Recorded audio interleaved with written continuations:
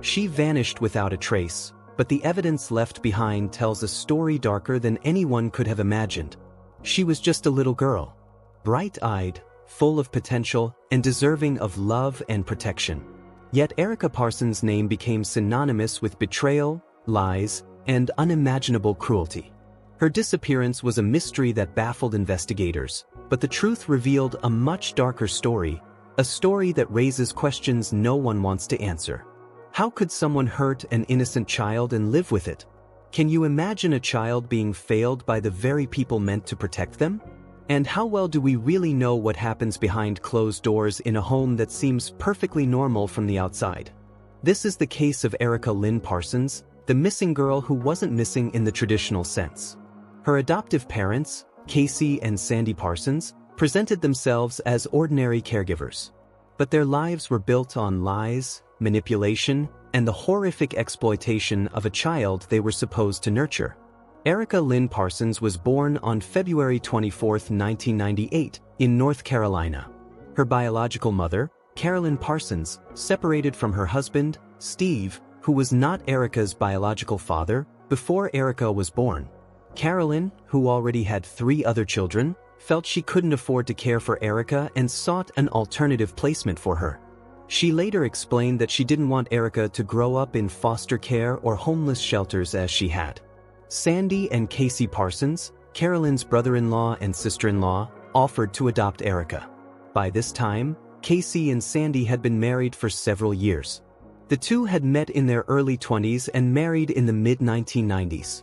Sandy worked various labor jobs, while Casey stayed home, managing the household and later, homeschooling the children. The adoption was finalized in 2000, and Erica became the newest member of the Parsons family. At the time, Casey and Sandy already had 2 biological children, a son and a daughter, and they later had a 3rd child after adopting Erica.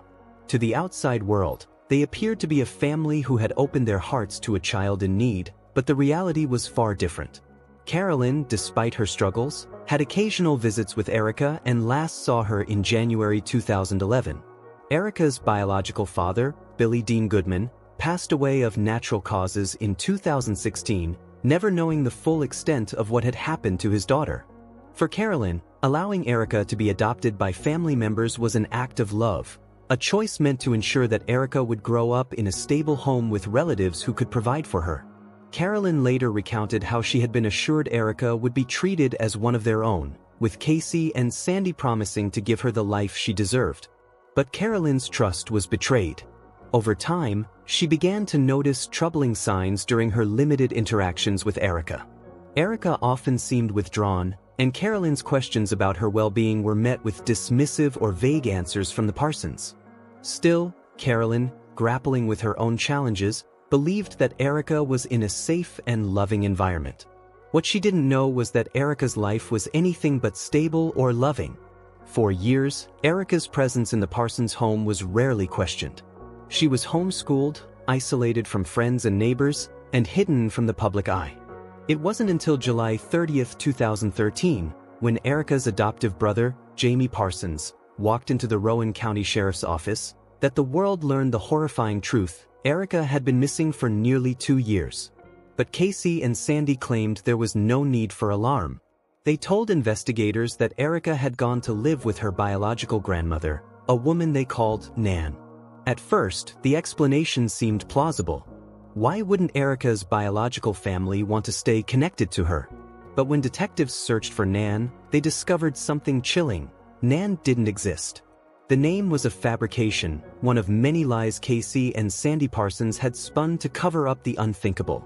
This isn't a case of a child running away or being abducted by strangers. It's the story of how a dangerous couple manipulated everyone around them to conceal the unthinkable. Erica wasn't just missing, she was betrayed by the very people who were supposed to care for her. What they did to Erica will leave you questioning everything you thought you knew about trust, family, and the lengths people will go to hide their crimes.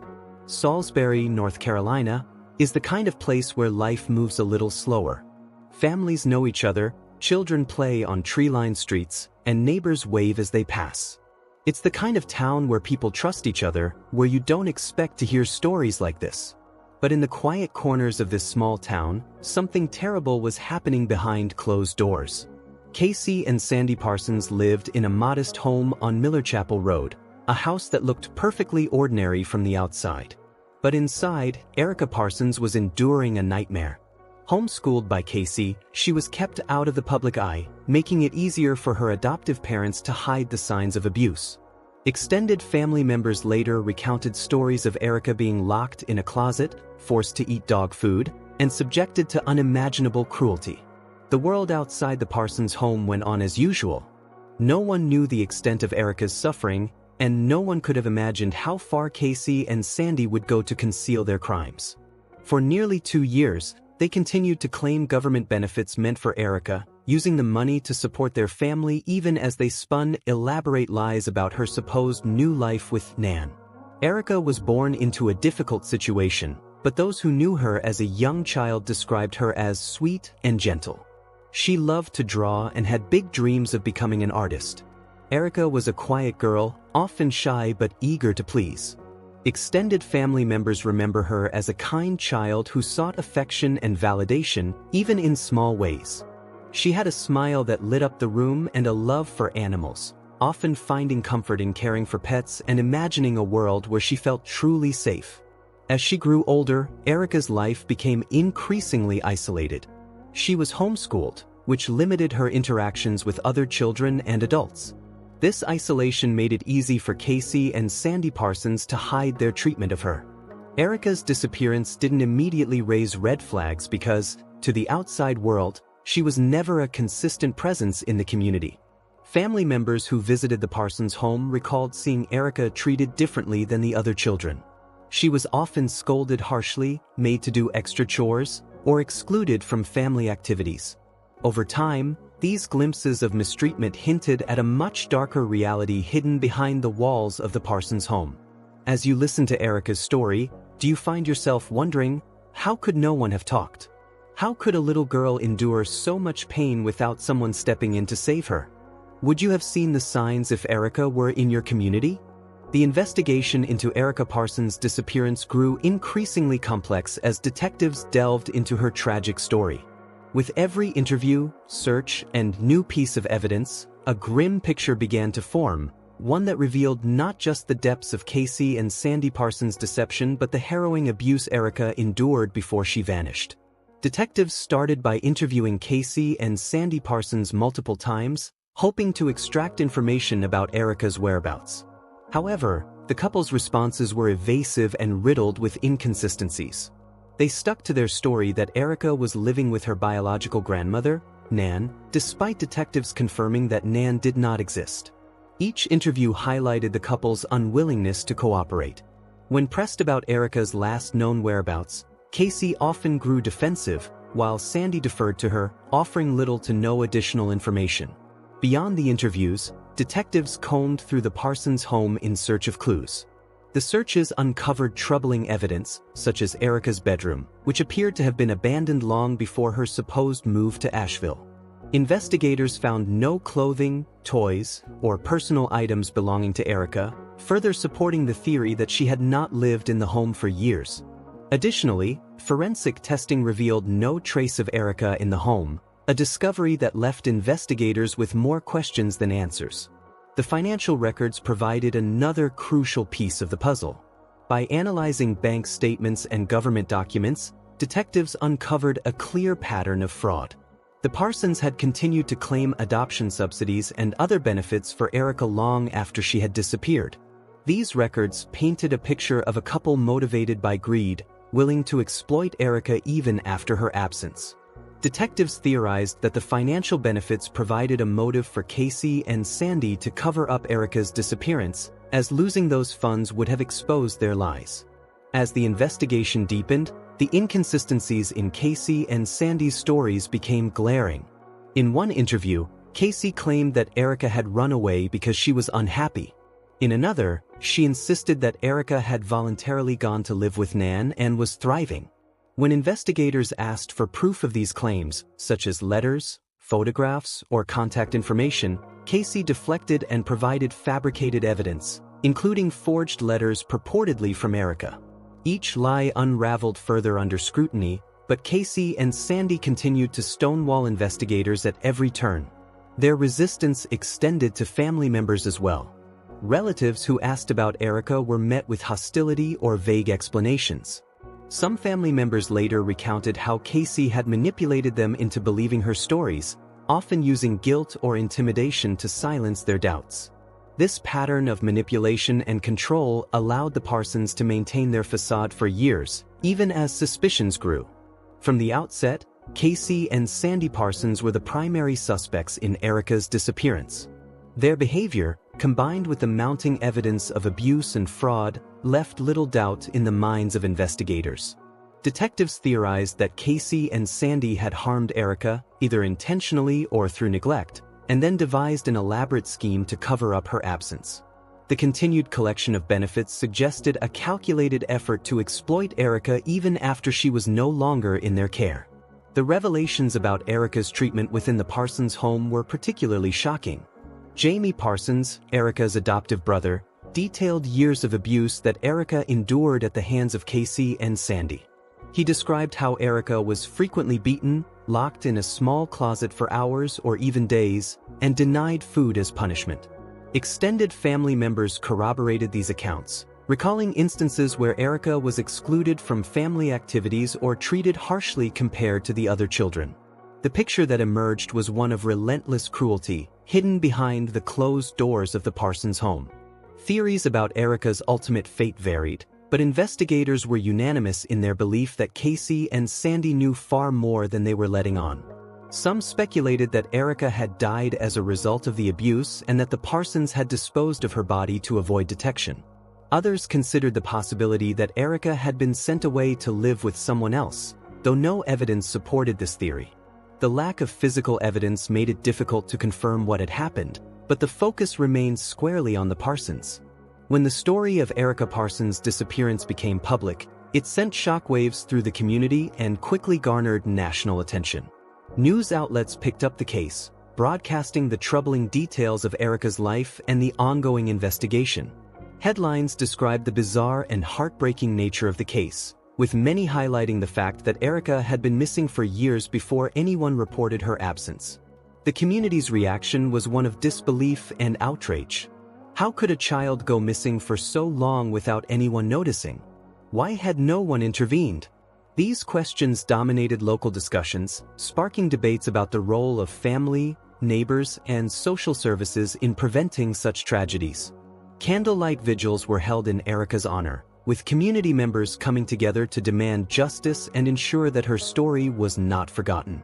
The growing media attention also increased pressure on authorities to solve the case. Journalists and true crime enthusiasts scrutinized every detail of the investigation, bringing national awareness to Erica's plight. Interviews with extended family members, former neighbors, and investigators painted a fuller picture of the Parsons household and the systemic failures that allowed Erica's suffering to continue unnoticed. How could such a tragic story stay hidden for so long? What can we, as a society, do to ensure that children like Erica are never forgotten? The truth about Erica. The breakthrough came in September 2016, when Sandy Parsons, while serving time for fraud, confessed to the horrific details of Erica's death.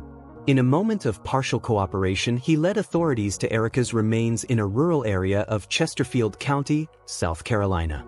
The site was remote, a location that only someone familiar with Erica's final moments could have identified. Sandy's confession revealed the extent of the abuse Erica had suffered. He admitted that Erica had died as a result of ongoing physical abuse, neglect, and malnutrition. Sandy described how he and Casey had wrapped Erica's body in plastic and buried her in the wooded area where her remains were eventually found. The autopsy confirmed the years of abuse Erica endured, though the exact cause of death was classified as homicidal violence of undetermined means. Building a case against Casey and Sandy Parsons for Erica's death was no easy task. While Sandy's confession and the discovery of Erica's remains were significant, the lack of direct physical evidence connecting them to the exact circumstances of her death posed challenges. Investigators relied heavily on Sandy's statements, testimonies from family members, and evidence of long-term abuse to construct a compelling case. The couple's pattern of deceit further complicated matters. Their years of lying and fabricating stories made it difficult to separate fact from fiction. Prosecutors worked tirelessly to ensure that justice would be served, piecing together every available detail to present a clear narrative of Erica's suffering and the couple's culpability. The trials of Casey and Sandy Parsons were emotional and deeply unsettling. In 2019, Casey Parsons pleaded guilty to first-degree murder, child abuse, and other charges. Her courtroom demeanor was cold and detached, a stark contrast to the heartbreaking details of Erica's life that were presented during the trial. Sandy Parsons also faced trial, ultimately pleading guilty to second-degree murder and related charges. Key evidence during the trials included testimonies from Jamie Parsons, Erica's autopsy results, and the couple's financial fraud records. Prosecutors highlighted the calculated cruelty Erica endured, emphasizing the couple's repeated lies to conceal their crimes. The courtroom atmosphere was tense, with jurors visibly moved by the harrowing accounts of Erica's life and death. Casey Parsons received a life sentence without the possibility of parole, ensuring that she would never be free to harm another child. Sandy Parsons was sentenced to a minimum of 33 years in prison. These sentences provided some measure of justice for Erica, though the loss of her life remained an irreparable tragedy.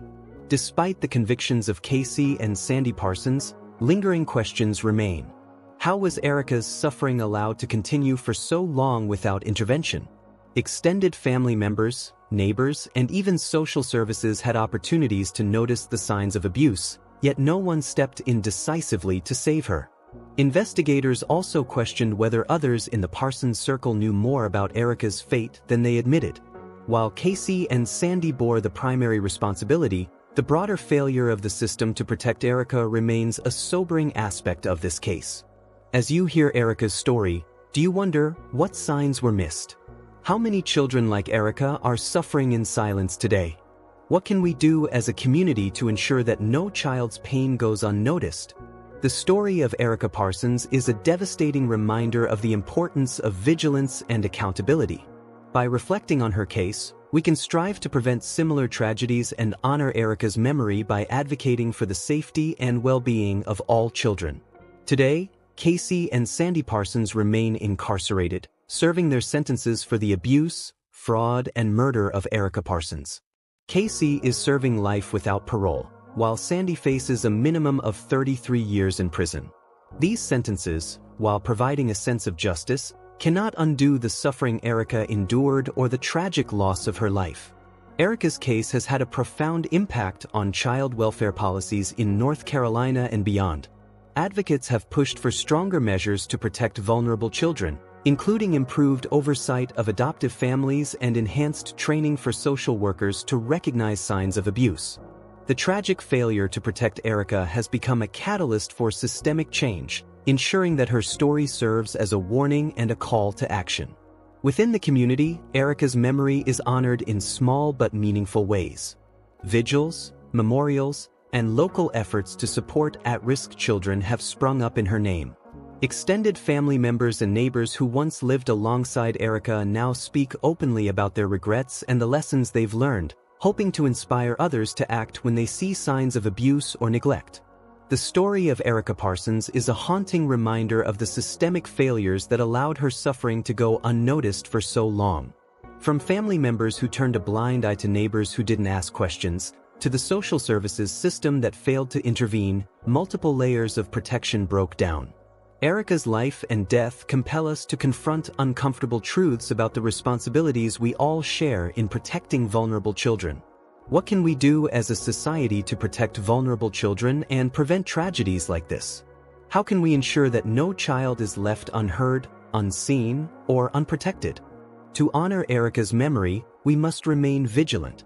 If you suspect a child is being abused or neglected, don't stay silent. Reporting your concerns could save a life. Support organizations that work tirelessly to protect children and provide resources for at-risk families.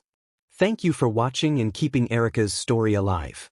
By sharing her story, we honor her memory and raise awareness about the importance of protecting children from harm. Stay safe, and remember, even the smallest voice deserves to be heard. If you found this video meaningful, please like, share, and subscribe to our channel for more true crime content. Your support helps us continue to shine a light on stories like Erica's and advocate for those who can no longer speak for themselves.